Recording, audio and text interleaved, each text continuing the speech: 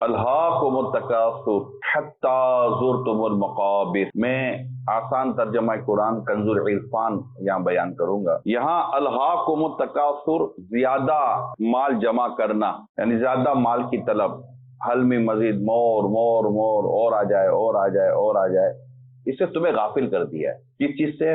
زیادہ مال جمع کرنے کی طلب نے، اپنے مال اور اولاد تو فخر کرنے نے تمہیں اللہ تعالیٰ کی عبادت سے غافل کر دیا۔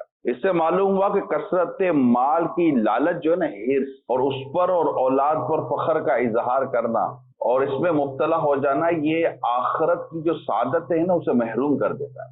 اگر ہم آج اپنی موجودہ کیفیت پر غور کریں کہ مال کی طلب ہمیں اللہ پاک کی عبادت سے غافل کر دیتی ہے۔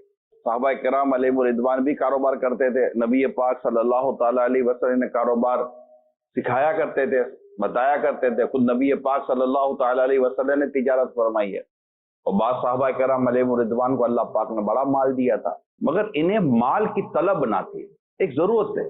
So money is thing, not every thing.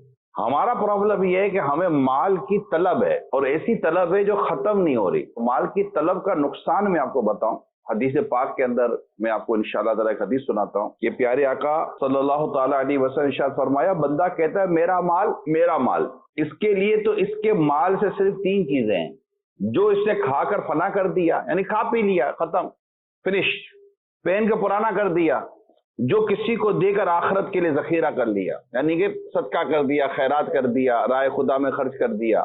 اس کے سوا جو کچھ اس کے پاس ہے وہ جانے والا ہے، اور وہ اس کو لوگوں کے لیے چھوڑنے والا ہے۔